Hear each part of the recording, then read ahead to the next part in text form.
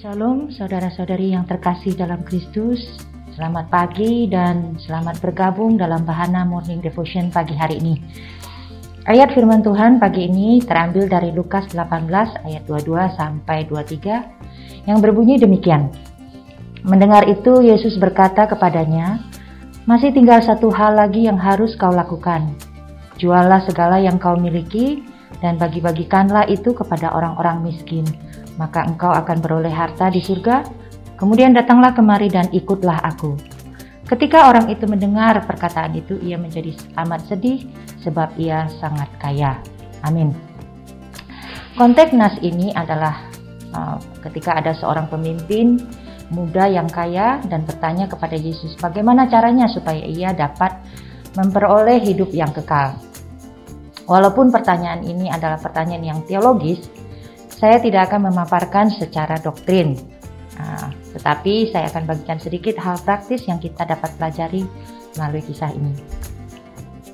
Jawaban Yesus kepada orang ini pertama-tama adalah untuk melakukan semua perintah Musa atau Taurat, dan barangkali dengan sedikit bangga orang muda ini menjawab, "Semuanya itu telah kuturuti sejak masa mudaku." Tetapi kemudian Yesus memberikan cara yang kedua, yaitu menjual semua hartanya dan memberikan kepada yang membutuhkan, lalu datang dan mengikuti dia. Terus apa yang pemimpin ini lakukan? Ia menjadi sedih dan pergi.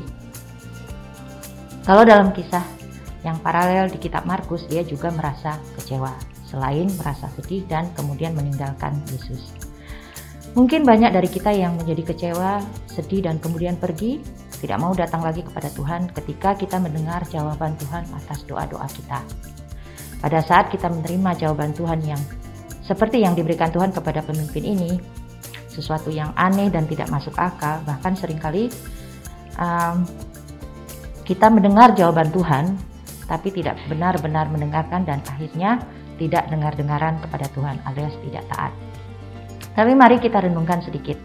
Ketika Tuhan menjawab doa kita dengan sebuah perintah atau jalan keluar, sebenarnya untuk kepentingan dan kebaikan siapa? Apakah untuk Tuhan atau untuk kita? Tuhan Yesus sama sekali tidak terlalu memedulikan apakah si pemimpin kaya ini akan melakukan perintahnya atau tidak. Tuhan Yesus pun tidak berniat menahan sepemimpin muda yang kaya ini. Dia hanya memberikan jalan menuju kehidupan yang kekal, seperti permintaan orang muda ini. Tuhan Yesus berkata, "Jual kekayaanmu, datang kepadaku, dan ikut aku." Respon seutuhnya menjadi milik si pemuda itu. Tuhan tidak memohon, Tuhan tidak juga mencoba membujuk. Tuhan hanya menyampaikan sesuatu yang kedengarannya agak keras untuk orang ini, dan mungkin jawaban Tuhan juga sangat keras untuk kita. Dan sikap orang ini, respon pemuda ini adalah dia merasa sedih dan dia tidak mau mengikuti Yesus. Setelah Tuhan menjawab, dia tinggalkan orang itu dengan pikiran dan pilihannya sendiri. Pernahkah Yesus mengatakan hal tersebut kepada kita? Pernahkah Yesus meminta kita untuk berikan semua yang kita punya untuk orang lain, lalu datang dan mengikuti dia? Pasti kita pernah mendengar itu. Pemimpin muda yang kaya ini memahami apa yang dikatakan Yesus. Ia mendengarkannya dengan sangat jelas. Ia menyadari dampak dari makna perkataan Yesus. Dan hal itu menghancurkan hatinya. Ia tidak pergi sebagai orang yang membangkang pada Tuhan. Tapi ia pergi sebagai orang yang sedih, kecewa dan putus asa.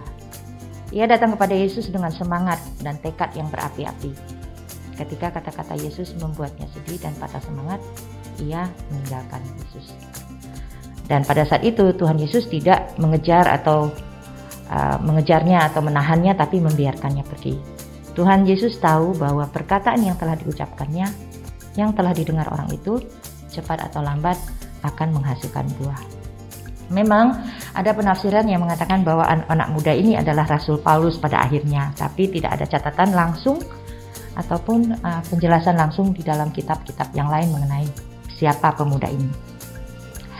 Ketika Tuhan menjawab kita dengan jawaban yang tidak dapat kita mengerti, tanggapan pemimpin muda ini tidak boleh kita tiru.